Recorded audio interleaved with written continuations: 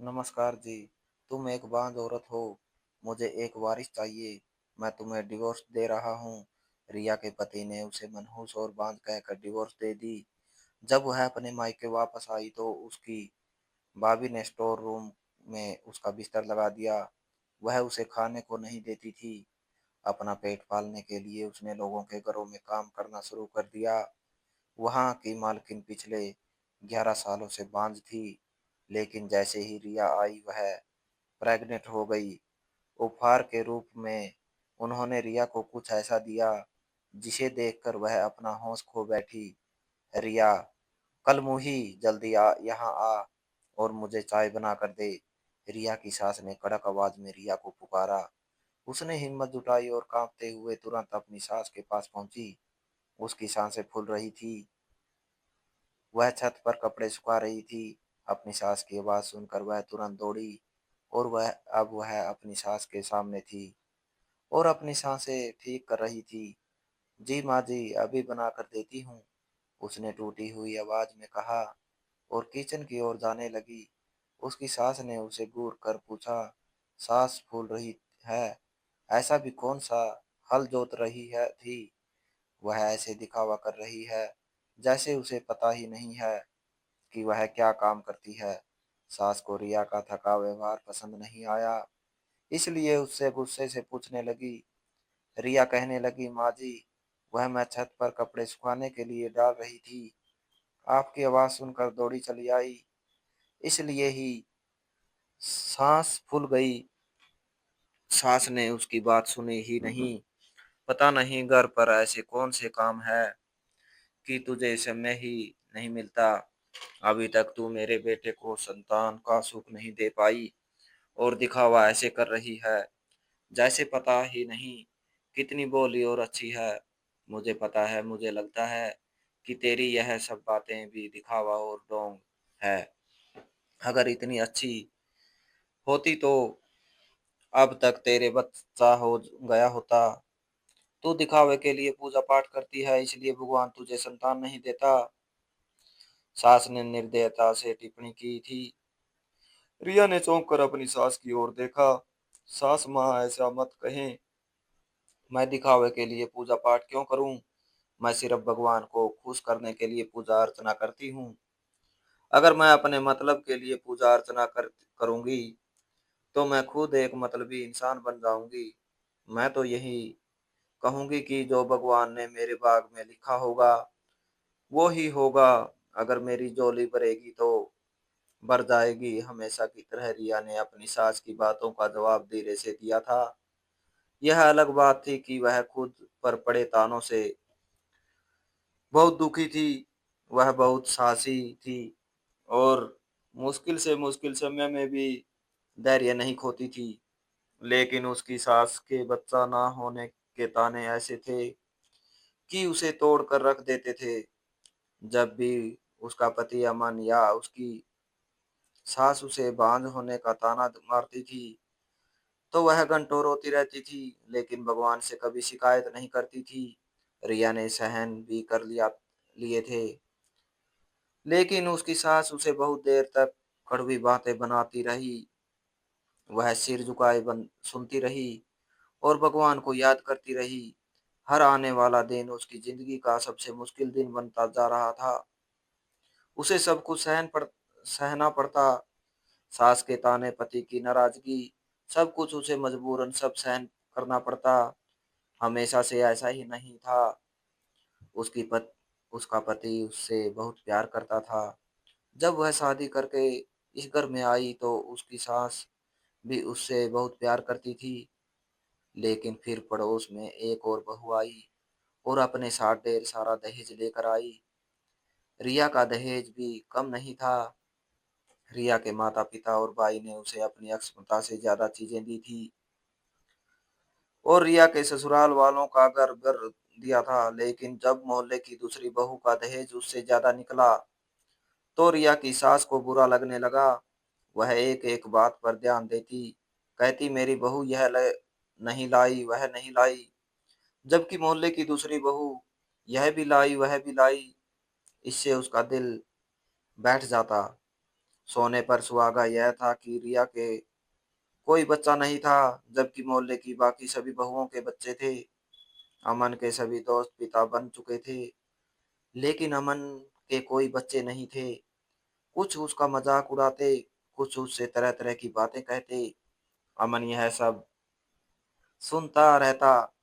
वो उन सब बातों से तंग आ गया था, और तभी से रिया और अमन की खुशहाल जिंदगी में जहर घुलने लगा। रिया हमेशा अपनी सास के ताने सहती रही, लेकिन जब उसका पति भी उसे ताने देने लगा तो उसका दिल दुखने लगा। रिया धैर्यवान, दयालु, मिलनसार और सेवा करने वाली थी। उसके गुण थे जिनकी हर जगह प्रशंसा होती थी, मगर अब वह भी कम पड़ने लगी। आखिर रिया अकेले ही पूरे घर का प्रबंध कर रही थी। वह अपनी सास को कोई काम नहीं करने देती थी। वह उनकी सभी जरूरतों को उनके कहने से पहले ही पूरा कर देती थी। वह अपना सारा काम करती थी, लेकिन सब कुछ निरर्थक हो जाता था, क्योंकि उसके बच्चे नहीं थे। रिया प्रतिभाशाली थी, इसलिए उसने खुद ही कमाई शुरू कर दी। वह सजावट के विभिन्न सामान बनाती थी, जो हजारों में बिकते थे।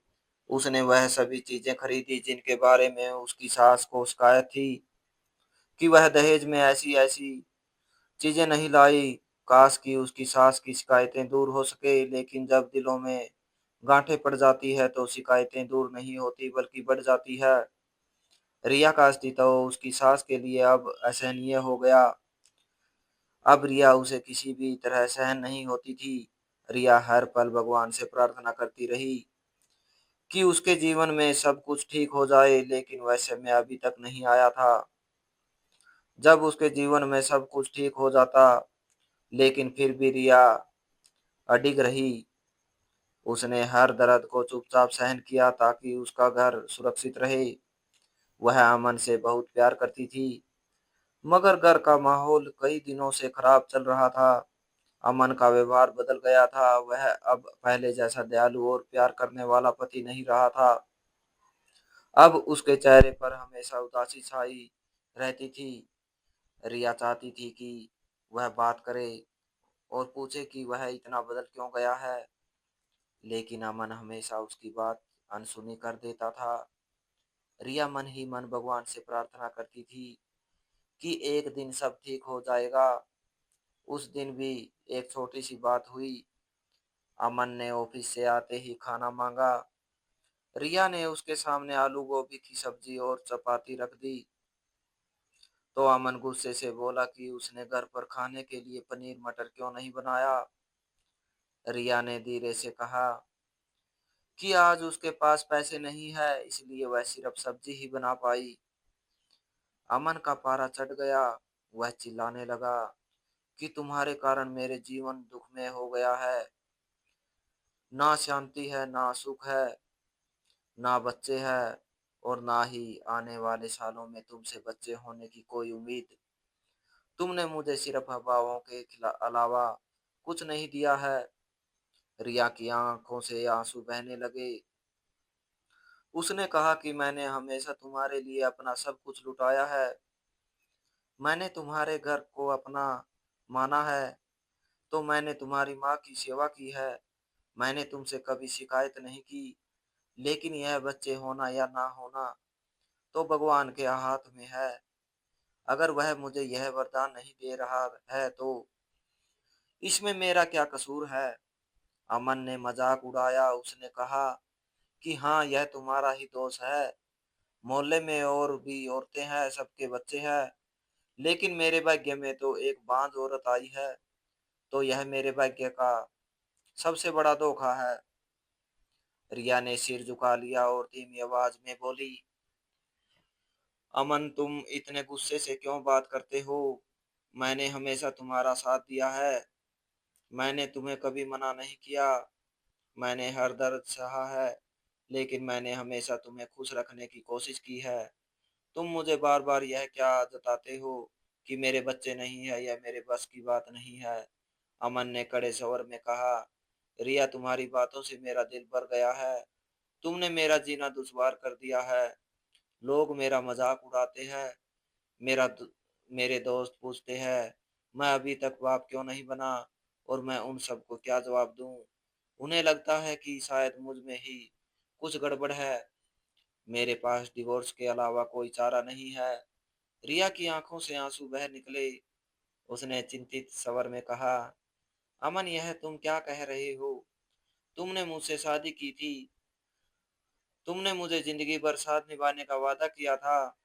तुम इतनी आसानी से सब कुछ कैसे खत्म कर सकते हो? क्या मेरा धीरज और मेरी सेवा तुम्हारी नजर में कुछ भी नहीं है? अमन ने गुस्से से कहा, मुझे कुछ नहीं दिखता।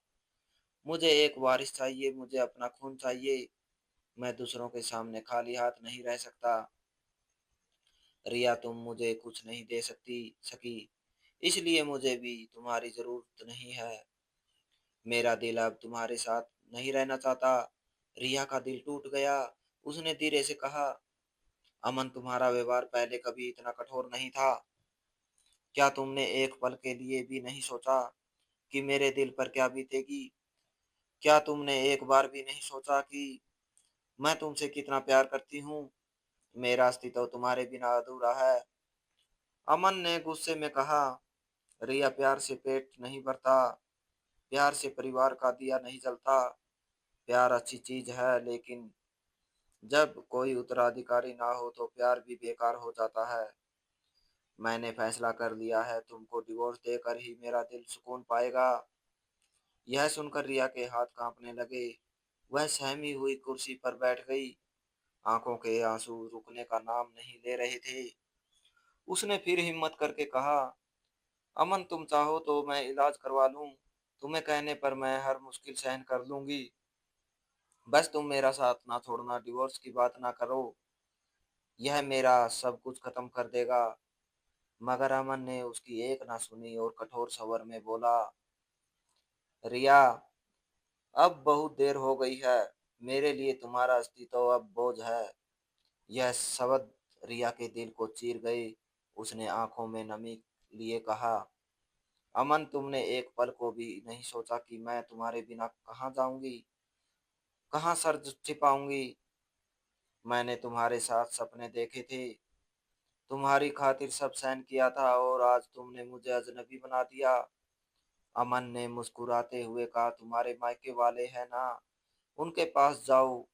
जाकर उन पर बोझ बनो। यहाँ मुझे तुम्हारी जरूरत नहीं रही।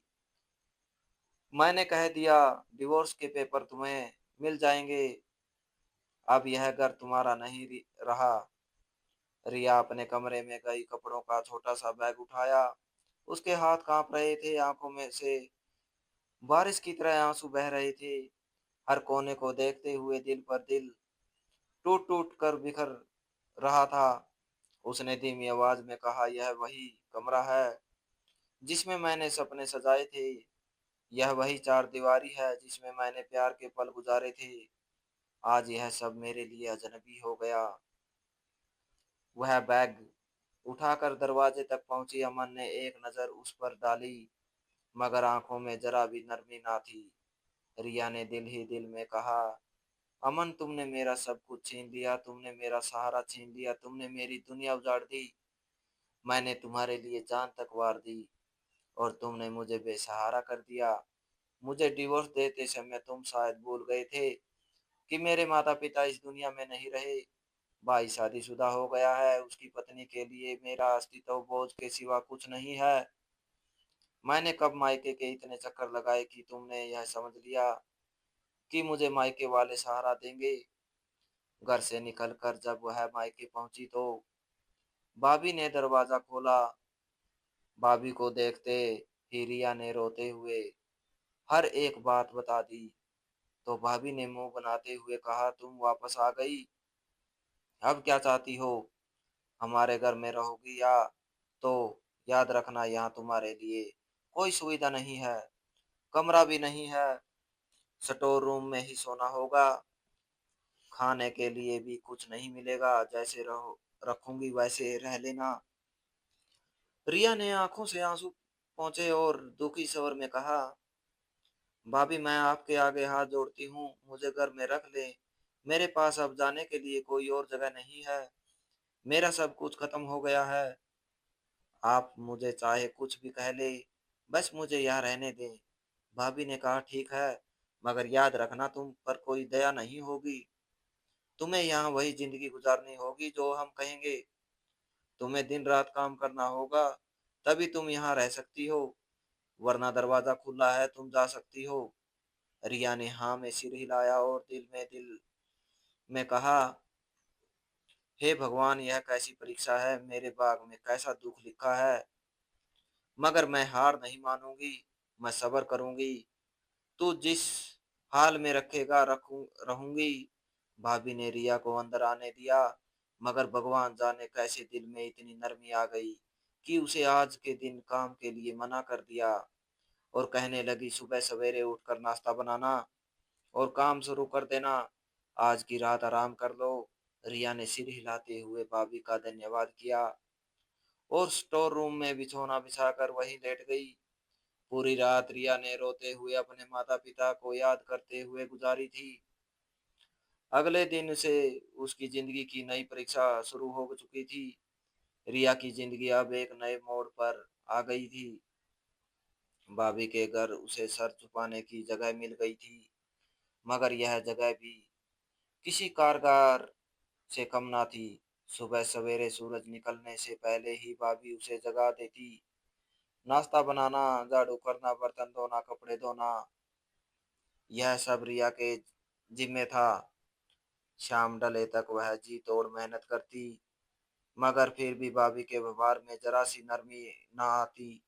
रात को उसे स्टोर रूम में जाकर सोना पड़ता, जहां ना हवा के लिए पंखा था, ना ही आराम की कोई चीज। अक्सर भाभी खाने के समय उसके लिए कुछ ना कुछ ना बचाती। कभी एक सूखी रोटी थमा देती, कभी बची हुई दाल सब्जी डाल देती, और कभी तो सीधा कह देती कि खाने की अपनी व्यवस्था कर लो। रिया रात को भूखी सो जाती, मगर सुबह फिर वही हिम्मत बांध कर दिन की शुरुआत करती। एक दिन जब भाभी ने खाने के समय गुस्से में कहा कि रिया, अपने खाने की खुद व्यवस्था करो, तो रिया ने सोचा कि अगर उसे जिंदा रहना है तो घर के काम के साथ साथ बाहर भी काम ढूंढना होगा।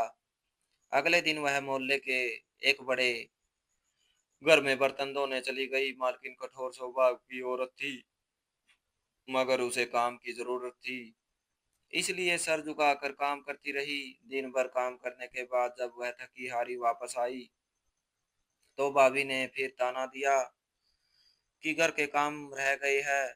रिया ने बिना कुछ कहे रात गए तक सब कुछ पूरा कर लिया और फिर स्टोर रूम में जाकर चुपचाप लेट गई। समय गुजरता गया। अब रिया कई घरों में काम करने लगी थी। वह दिन भर दूसरों के बर्तन और कपड़े धोती, झाड़ू लगाती और शाम को अपने घर में काम करती। भूख, प्यास और थकान उसकी साथी ही बन चुकी थी, मगर धीरज का दामन उसने नहीं छोड़ा। एक दिन वह एक नए घर का काम करने गई। उस घर की मालकिन नरम स्वभाव की थी औरत थी, मगर वह पिछले 11 साल से संतान के सुख से वंचित थी। रिया ने बर्तन धोए, कपड़े समेट और किचन साफ किया। काम खत्म होने के बाद मालकिन ने कहा, तुम बहुत थक गई होगी, आओ पेट भर कर खाना खा लो। रिया ने पहले इनकार किया, मगर मालकिन के कहने पर खाने पर बैठ गई। काफी समय बाद उसे पेट भर कर खाना मिला तो आंखों से आंसू बहने लगे। उसने दिल से उस औरत के लिए प्रार्थना की कि भगवान इसे भी संतान की प्राप्ति का सुख प्रदान करो।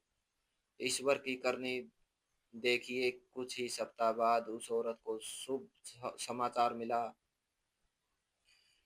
कि वह मां बनने वाली है। उसकी खुशी की सीमा ना रही। उसने कहा, रिया, तुम्हारी प्रार्थना से मेरे घर में रौनक आई है। उसने रिया को खुश होकर एक घर की गिफ्ट कर दिया ताकि वह अपनी जिंदगी इज्जत से गुजार सके। रिया की आंखों में खुशी और धन्यवाद के आंसू थे। उसने कहा, मालकिन, आपने मुझे इतना बड़ा इनाम दिया है, मगर सच तो यह है कि मैं खुद बाँझ हूँ, मेरे पति ने मुझे इसी कारण डिवोर्स दे दी थी। यह सुनकर औरत ने मुस्कुराकर कहा, नहीं तुम बाँझ नहीं हो। हम अक्सर अच्छे लोगों को मनहूस समझ लेते हैं, मगर सच्चाई उसके उल्ट होती है। मैं तुम्हारे टेस्ट करवाऊँगी ताकि सच सामने आ सके। कुछ दिन बाद रिपोर्ट आई तो यह साफ हुआ कि रिया बिल्कुल स्वस्थ है और उसमें कोई कमी नहीं। यह सुनकर रिया के पैरों के नीचे से जमीन निकल गई। सारा बोझ जो सालों से उसके सर पर था, वह एक पल में हल्का हो गया। मगर साथ ही दिल पर यह चोट भी लगी कि उसका पति अमन बांझ था। वह खुद निर्दोष थी, मगर तानों की आग में जलती रही। दूसरी ओर अमन ने भी अपनी जिंदगी की नई शुरुआत की थी। उसने दूसरी शादी कर ली थी, मगर साल भर गुजरने के बाद भी जब संतान ना हुई और दबाव बढ़ा तो उसने उससे छुप कर अपने टेस्ट करवाए। उसने सबसे छुप कर अपने टेस्ट करवाए। रिपोर्ट हाथ में आई तो उसकी आंखों के सामने अंधेरा छा गया। उसमें ही कमी थी, वह बाप बनने के काबिल ही ना था। उसी दिन जब वह घर लौटा तो उसकी नई पत्नी ने खुशी से बताया कि वह प्रेग्नेंट है। अमन के पैर डगमगा गई। वह जान गया था कि यह बच्चा उसका नहीं है। उसकी पत्नी चरित्रहीन थी। वह सदमे से सर पकड़कर बैठ गया। उसे याद आया कि रिया अच्छी सेवा करने वाली और सब्र करने वाली औरत थी। उसने कभी शिकायत नहीं की थी, वह उसके साथ रही थी जब सब ने ताने दिए। मगर उसने अपनी झूठी मर्दानगी और दूसरों की बातों में आकर उसे डिवोर्स दे दी। अब अमन को अपनी गलती का एहसास हो गया चुका था, मगर समय निकल चुका था। रिया उसके जीवन से जा चुकी थी। वह अपनी सजा समझकर इस चरित्रहीन पत्नी के साथ रहने लगा और उस बच्चे को भी ये पाला, मगर दिल पर हर पल पछतावे के आंसू बहाता रहा। इधर रिया की जिंदगी बदल चुकी थी। मोहल्ले वाले जो पहले उसे बांस के ताने देते थे, अब उसके धैर्य की प्रशंसा करते थे। रिया ने अपनी मालकिन के एनजीओ में अनाथ बच्चों को पढ़ाना शुरू कर दिया था। लोग उसकी इज्जत करने लगे थे। उसने कहा, भगवान जिसके भाग्य में इज्जत और सुकून लिख दे, उसे कोई नहीं छीन सकता। समय के साथ साथ उसने अपने घर को संवारा, अनाथ बच्चों की परवरिश शुरू की। वह उनके लिए माँ बन गई, वह जिन बच्चों के लिए तरसती थी। अब भगवान ने उसे ऐसे बच्चों के साथ जोड़ दिया जो माँ की ममता से वंचित थे। उसने उनके चेहरों पर मुस्कुराहट बिखेरी और अपनी दुनिया को इज्जत और ममता से भर दिया। तो दोस्तों, इस कहानी को लेकर आपकी क्या राय है? कमेंट बॉक्स में कमेंट करके ज़रूर बताएं। और अगर आपको हमारी आज की कहानी अच्छी लगी हो तो प्लीज़ इसे लाइक ज़रूर करें। अगर आपने अभी तक हमारे एसके की जुबानी 2.0 चैनल को सब्सक्राइब नहीं किया तो ज़रूर कर लीजिए। तो मिलते हैं ऐसी एक और मोटिवेशनल कहानी के साथ। Thanks for watching.